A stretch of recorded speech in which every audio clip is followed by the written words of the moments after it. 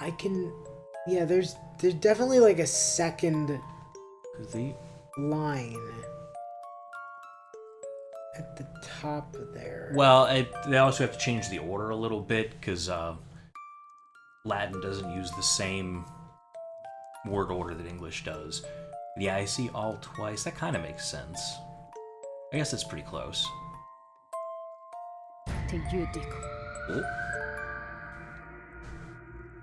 Okay. Okay, now the Latin is in the little bit there. Okay. Death be upon you. Requiescat in pace.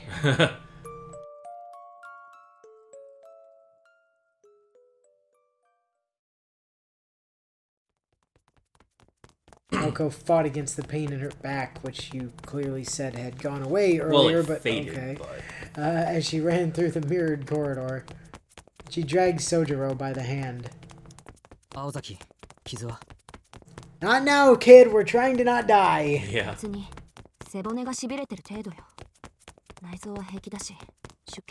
I'm probably not bleeding into my lungs. How bad am I bleeding externally, by the way? I can't tell. Your dress is red. Right. Yeah. She cursed inwardly at how much of a mess she felt, though. Unlike Soujuuro, Aoko didn't run into any transparent walls. Yeah, are you using, like, mage senses? Thanks not to superior sight, but rather preparation, she'd hammered the layout of the building into her memory. Oh, wow. You drilled the layout in. Huh. Well, because I ain't dead, and that means I'm fine.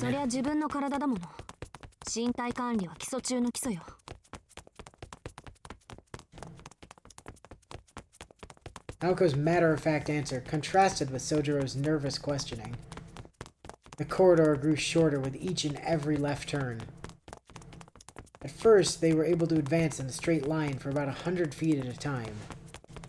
But by now, they were forced to turn a corner every 50 feet or so. Yeah, okay, getting closer to the center. Well, no, similar the one from the other night was lit on fire. Right. On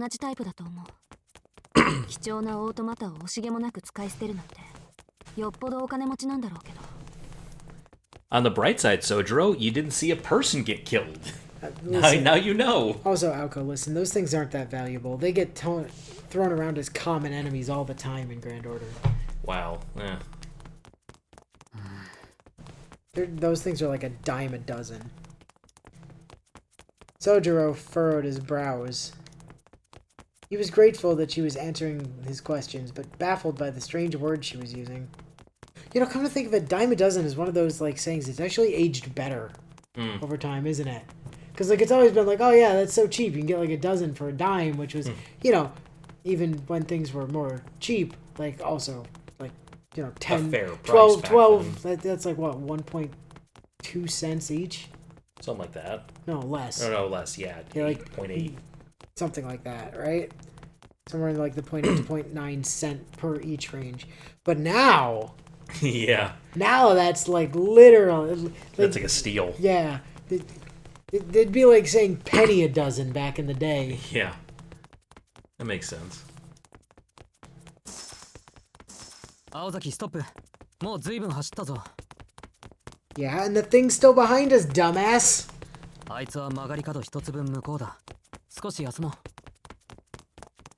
Can you? His words suggested that he was still concerned about her injuries. Aoko shook her head in irritation.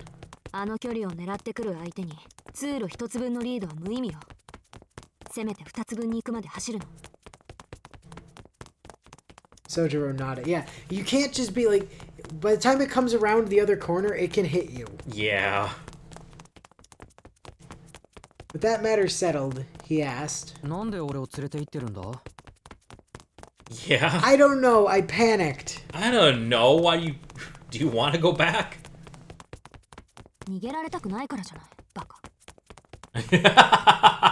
Wow. Aoko, that doesn't make any damn sense. She's worried that the pup will go after her and leave him alone.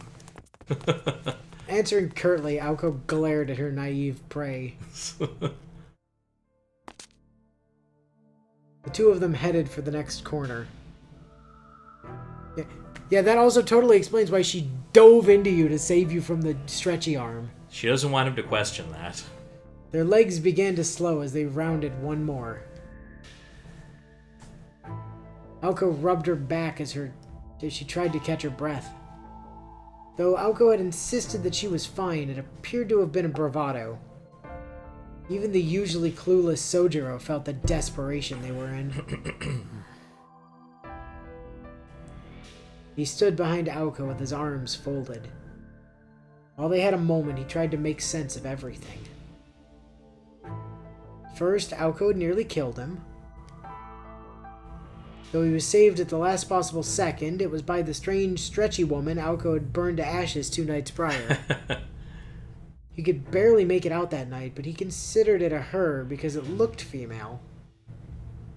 Look, Soujuuro, buddy, I know it's 1988, but you can't just go around assuming people's gender, my guy. Well, it's also... That's not cool. The woman's attack wounded Aoko's back and forced her to flee. Aoko had taken Soujuuro with her, claiming that the reason she did so was to prevent her prey from escaping. In other words... Wait a minute. Wait a second, are you trying to kill me? Yeah.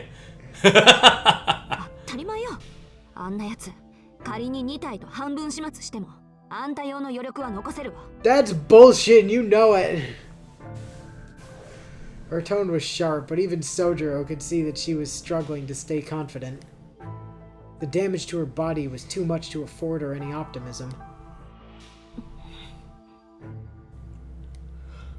Still, the fury in her eyes refused to accept her circumstances.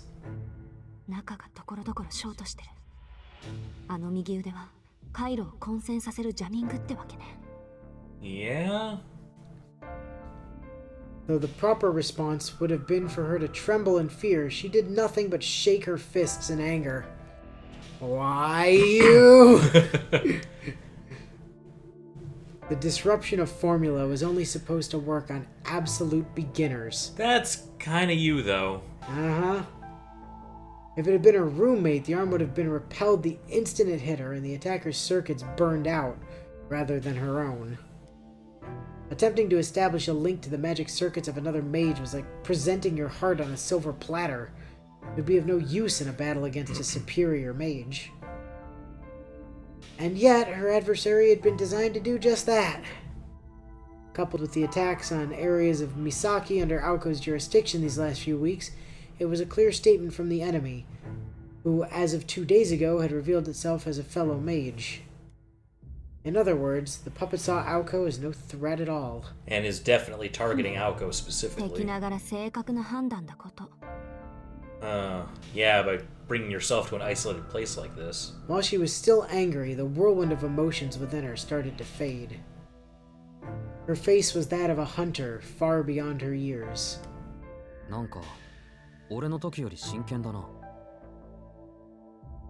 Yeah, well, it's a threat and you aren't.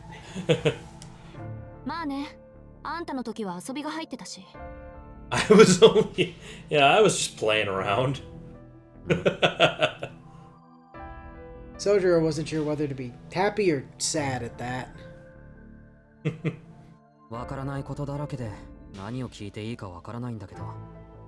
mean, you can ask, you're not guaranteed an answer. Aoko didn't respond. Her eyes were focused on the darkness before them. The silence was heavy, and the darkness was like a noose closing in on them. But Soujuuro continued in spite of her indifference.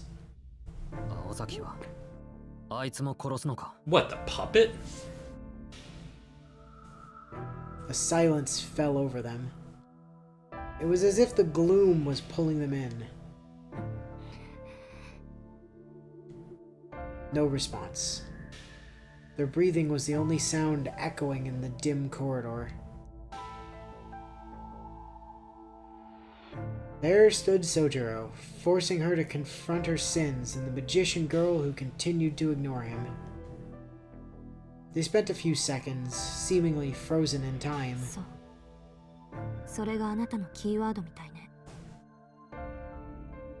Listen, she is a puppet. She is not alive. Maybe he means the one controlling the puppet? I don't know. It is not murder to kill a puppet, Soujuuro. Well, It is murder what I'm gonna do to you later. Aoko whispered in a lifeless tone. Her sigh was tinged with both resignation and contempt. 何 doesn't get that 独り phrase, 言よ huh? 忘れてそれと言っとくけどあいつは人間じゃないわ信じられないだろうけど自分の意志で動く人形なのこの前のも今のやつもね Soujuuro nodded as he processed the information. Not only did he not doubt her story, but he seemed to have accepted it at face value. Yeah. なんか落ち着いてるわねあなた Like, wow, I just told you there was a living puppet, and you're like, yeah, okay, seems legit. Well, I mean, he has been nearly exploded by several magical bullets tonight, so... Yeah, I guess, you know. And he did watch you flamethrower a guy the other night. Well, the Wow. puppet the other night, but...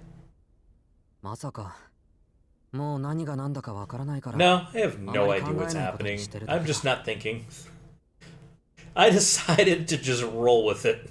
ただ人形に関しては別にどうということはないもしかして他でも自動人形を見たことあるとか都会の人形ってああいうものじゃないのか So, Isn't the city full of moving autonomous puppets? this is not the first one I've seen.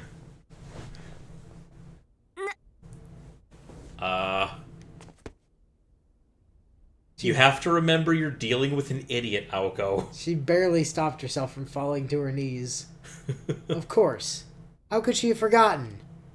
She was dealing with a bona fide natural-born moron. As a student who transferred from the isolation of the mountains like an endangered species, his utter lack of common sense rendered anything miraculous as mundane. Yeah. He has no appreciation for how special this is. If automobiles were moving hunks of metal, then moving puppets were nothing to write home about. Wait, that meant... To him, the incident from the other night hadn't been extraordinary at all. He might even have assumed it was an everyday occurrence in the city. He kinda did. Especially after Tobimaru told him he was just, like, imagining things. Well, yeah. 参ったいっぺん頭の中覗いてみたいっていうか And I'll be able to once I blast it open. 安心するわ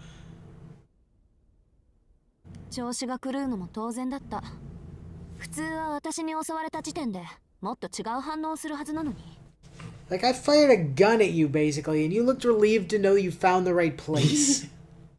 化け物とかお化けとかさでもあなたにとってはそういうこともあるで済まされてたわけなんだ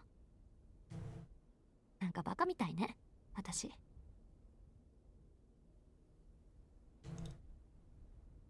Her strained face returned to normal for a moment. It hit her. There had been another way to handle this without anyone getting hurt. But the damage had already been done. There were no do-overs in life, nor should there be.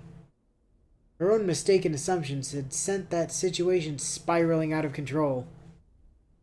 Yeah, you could have just walked up to him and be like, hey, Soujuuro, so in the city there's a rule that if you ever see anybody get burned to death in the park, you have to commit seppuku. Here's a sword. Well, no, without anyone getting hurt, she could have just explained that it was a puppet and not a person and that it was all a misunderstanding. And he would have been like, yeah, okay, seems legit. That would not have solved the problem of mage law, though. But he didn't understand what he was seeing, so he would have just been like, oh, okay, it was a gas leak. All right. That's what gas leaks do in the city, I guess. Her own yeah. But now that Soujuuro was involved, she had to make sure that her secret was safe with him. What? Why? Because she's going to let him live. Why? The clock tower is not going to be pleased. Alice is not going to be pleased. She'll make it work. Even if there had been another, better option, that ship had sailed. Yeah, you didn't have to bring him out here. Human relationships were ultimately driven by mutual misunderstandings. Like tapestries woven from mismatched intentions.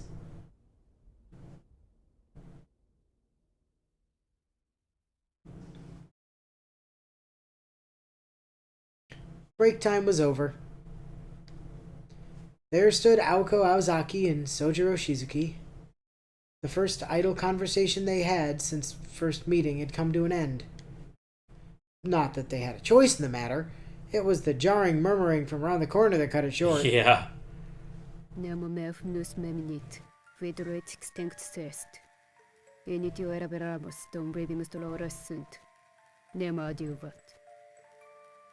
Nobody remembers my funeral. My mourners have long since perished. We were born wrong. Life is suffering. Somebody save me.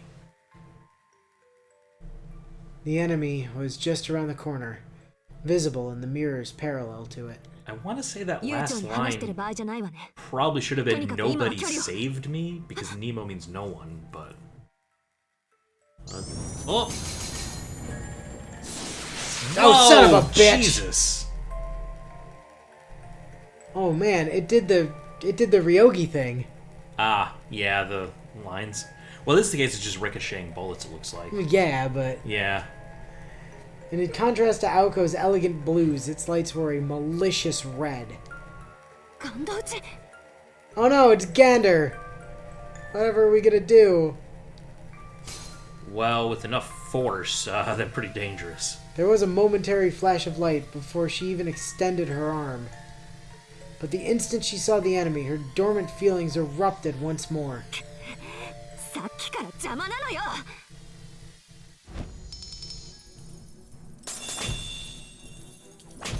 She channeled all of her pent-up anger and shunted it into her right arm. The fog that filled the corridor was no magical weaving, but rather a barrier of raw energy. She's gonna brute force it, huh? It was equivalent to setting blaze to 3 buckets of gasoline to create a wall of fire in the hope it would stop an arrow in flight. Huh. If the puppet had attacked with its arm, it could have pierced such a wall easily. But because it had loosed curses with no definite form, the wall of energy repelled the attack. While it was a huge waste of magical energy, it was the only Yeah. means Aoko had to protect herself in that very moment.